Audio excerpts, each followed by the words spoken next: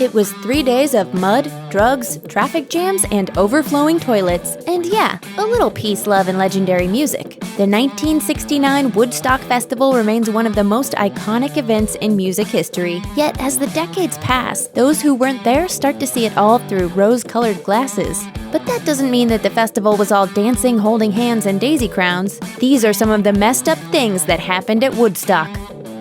Bathroom line.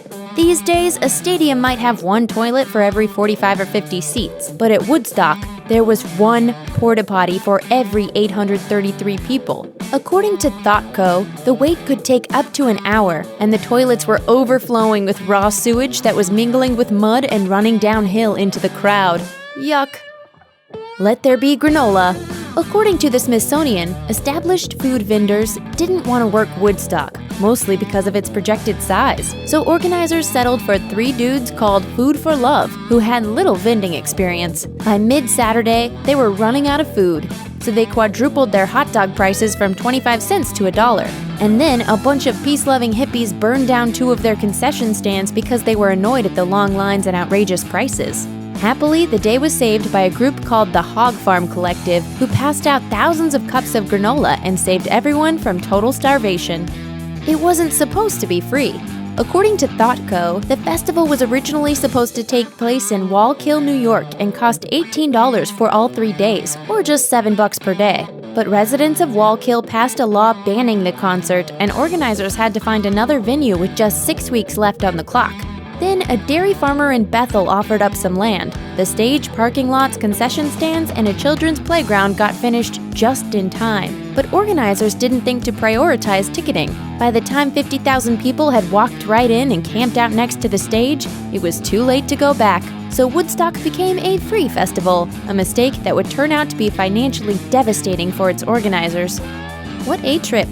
The festival was famous for the mud and the music, but it might have been even more famous for the drugs. And people weren't just selling drugs, they were putting them in stuff that they handed out for free to unsuspecting festival goers. A nurse told the Times-Herald Record, "Outside the tent, they were giving out electric Kool-Aid laced with whatever. A lot of the kids hurt with this stuff were just thirsty. They didn't have any choice." Woodstock organizer Michael Lang recalled being extra careful about everything he consumed at the festival because laced food and drink was everywhere. He said, "I didn't drink anything that didn't come from a bottle I didn't wash or open myself."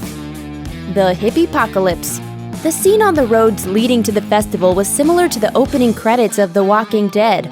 Politico even calls Woodstock one of the top 10 worst traffic jams ever, with vehicles jammed up for 10 miles on the New York Thruway for the entire 3 days of the festival. Some people even abandoned their cars and walked in, turning the freeway into a parking lot. A few acts even had to be flown in via helicopter, and residents along the roads were trapped by the abandoned cars blocking their driveways. The Grateful Dead. Many people said the Grateful Dead was one of the worst acts at the festival. Even Jerry Garcia's friend Phil Siggener told the Times-Herald Record, "It was the worst show of theirs I'd ever seen." But it wasn't exactly prime conditions for a concert. Dead drummer Mickey Hart told Goldmine, "It was a very terrible moment for us. The stage was collapsing, it was raining, Jerry Garcia and Bob were getting shocked at the microphones." Peace and violence.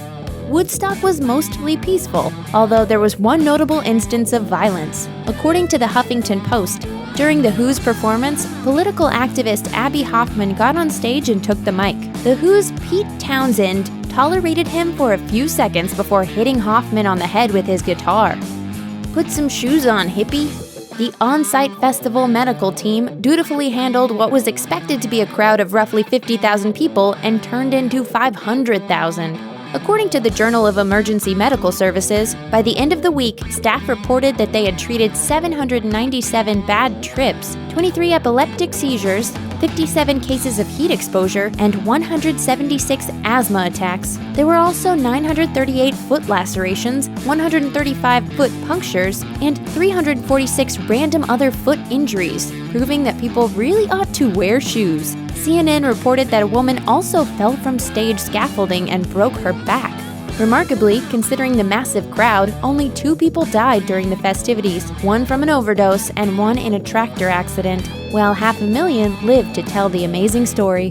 Thanks for watching. Click the grunge icon to subscribe to our YouTube channel. Plus, check out all this other cool stuff we know you'll love too.